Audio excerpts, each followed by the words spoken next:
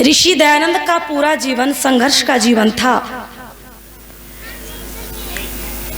कहते हैं ऋषि दयानंद को जिसने सुन लिया और जिसने पढ़ लिया, भले ही वो वैदिक धर्मी ना बने, किंतु विशुद्धानंद जैसा पौराणिक जगत का पंडित आंखों में आंसू लेकर के कहता है, जब बाल शास्त्री ने उनसे कहा कि जो दयानंद कहता है वो सत्य कहता है, दयानंद की बात को आप स्वीकार क्यों नहीं करते, आप वैदिक धर्मी क्यों नहीं बन जाते?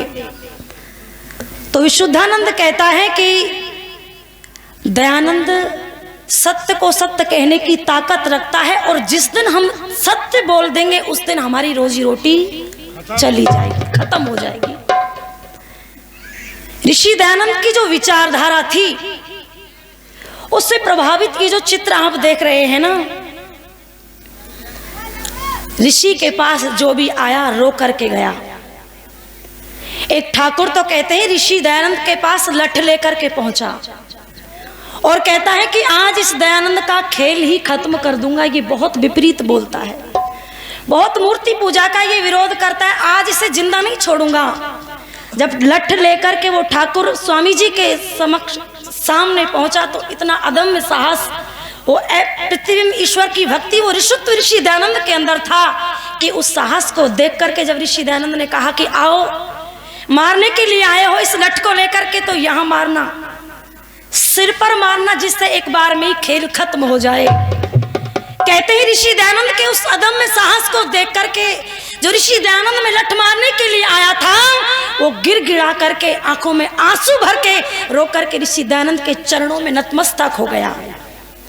मेरी माताओं बहनों, आप पढ़ करके देखो, वीर सावरकर को कहते हैं कि जब कोलू पिलवाया जाता था और जितना तेल उन्हें निकलवाना होता था, वो तेल जब तक पूरा ना हो जाए पानी पीने को नहीं देते थे, कुछ थोड़ा पानी देते थे।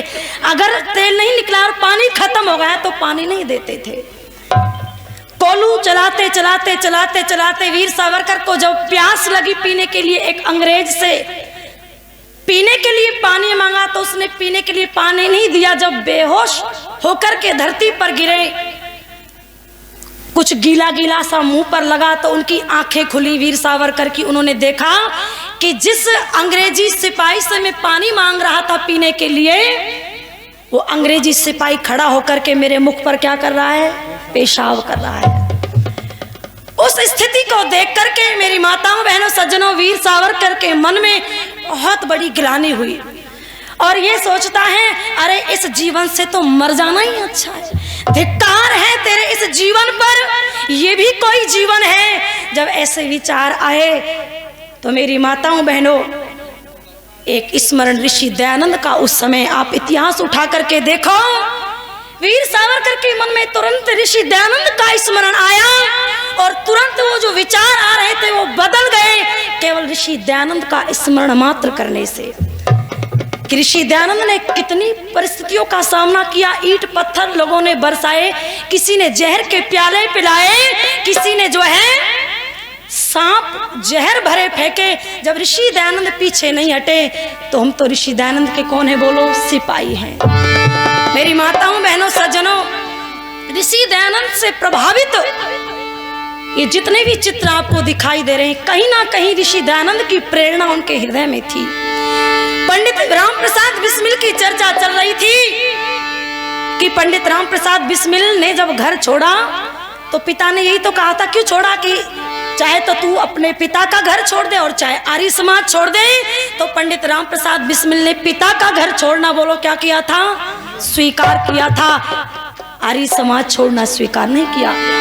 पंडित राम प्रसाद बिस्मिल जेल के अंदर जब बंद थे, आपने बहुत सुंदर चर्चा मोहित भाई के मुख से सुनी। कहते इतिहास दोहराया उस नौजवान ने, उस बलिदानी ने। जब फांसी पर चढ़ने जा रहे थे तो उससे पूर्व जो है मां मिलने के लिए आई थी। उस समय पंडित राम प्रसाद बिस्मिल की आंखों में आंसू थे तो मां ने पूछा कि तू कायर है क्या, मैंने इस कोख से कायर बेटे ने जन्म लिया है जो तू आंसू बहा रहा है? तो उस समय पंडित राम प्रसाद बिस्मिल ने कहा, माँ तेरा बेटा कायर नहीं है, तेरी कोख से तो जो है एक शेर ने ही जन्म लिया है, किंतु मैं तेरी सेवा न कर सका इसलिए आंसू बहा रहा हूं, तेरी सेवा करने का सौभाग्य मुझे प्राप्त नहीं हुआ। कहते हैं कि उस समय जब माँ से मिला था तो पंडित वो जो है राम प्रसाद बिस्मिल की आंखों में आंसू थे, और जब फांसी के तख्ते पर चढ़ा राम प्रसाद बिस्मिल, इतिहास दोहराया, जब ऋषि दयानंद इस दुनिया को छोड़ करके गए दीपावली के दिन, तो उन्होंने विश्वानी देव सवितर दुरितानी परासुव यद भद्रम तन आसुव मंत्र का पाठ किया। आज वो पंडित राम प्रसाद बिस्मिल भी ओम विश्वानी देव सवितर दुरितानी मंत्र का पाठ कर रहा है। तो आज माँ की आंखों में आंसू हैं। कवि ने कल्पना की है कि उस माँ की आंखों में आंसू थे। तो पंडित राम प्रसाद बिस्मिल ने पूछा, माँ जब मैं रोया था तो तूने मुझे कायर कहा था, अब ये बता दे तू क्यों रो रही है? तो मेरी माताओं बहनों सज्जनों, पंडित राम प्रसाद बिस्मिल की माँ ने कहा था, बेटा तू आज फांसी पर झूल जाएगा, फांसी के तख्ते को तू जो है झूल जाएगा, तू आज बलिदान हो जाएगा मातृभूमि के लिए।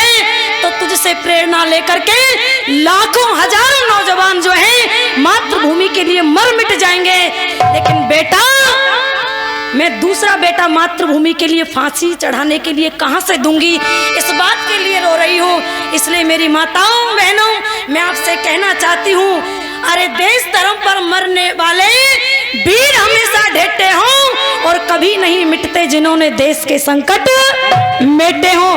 अरे सौभाग्य यही, श्रृंगार यही जो मौत के साथ लपेटे हों, और खेमचंद धन्य धन्य वो जननी जिसके ऐसे बेटे हों। और साहस बढ़ाए बच्चों का, अरे साहस बढ़ाए बच्चों का वो मां मर्दानी होती है, और देश धर्म पर मरे जो उनकी अमर कहानी होती है। मेरी माताओं ने ऐसे से वीर योद्धाओं को तैयार किया, परिचय दिया अपने आप का। कैसे परिचय दिया? आज की बहनें भी अपना परिचय देती हैं कपड़े उतार के, किंतु इस देश की माताओं ने परिचय दिया कि मेरा परिचय इतना कि मैं भारत की तस्वीर हूँ, मेरा परिचय इतना कि मैं भारत की तस्वीर हूँ।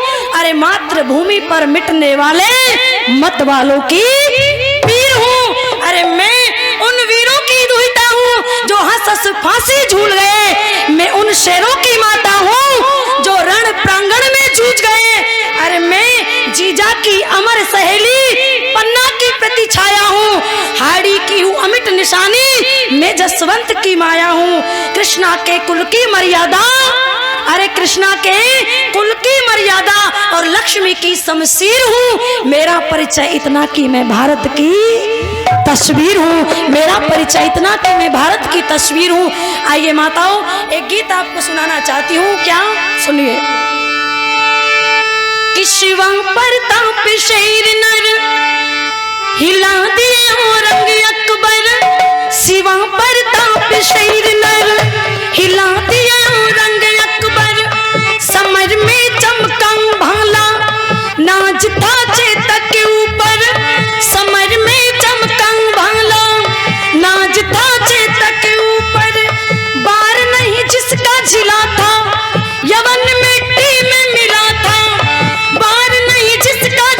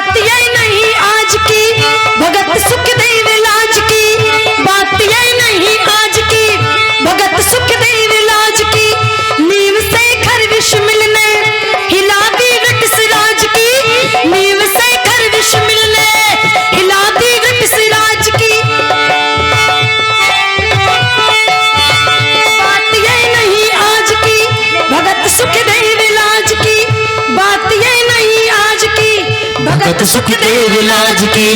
नीव से खर विस्मिल ने हिला दी ब्रिटिश राज की। हो नीज बिस्मिल से खर ने हिला दी ब्रिटिश राज की। रहे जेलों के अंदर महात्मा तिलक सावरकर। हो रहे जेलों के अंदर महात्मा तिलक सावरकर। ऋषि ने क्रांतिकारी सत्यार्थ प्रकाश को रचकर। ऋषि ने क्रांतिकारी सत्यार्थ प्रकाश को रचकर। कर्मठ गुलामी की जंजीरें। कर्मठ गुलामी की जंजीरें तोड़ कर डाली है। मेरी माँ शेरों वाली है। मेरी माँ शेरों वाली है। शेरों वाली है मेरी माँ शेरों वाली है। मेरी माँ शेरों वाली है। जिसके वीरों की दुनिया में, जिसके वीरों की दुनिया में शान निराली है। मेरी माँ शेरों वाली है। मेरी माँ शेरों वाली है। मेरी माँ शेरों वाली है। मेरी माँ शेरों वाली है।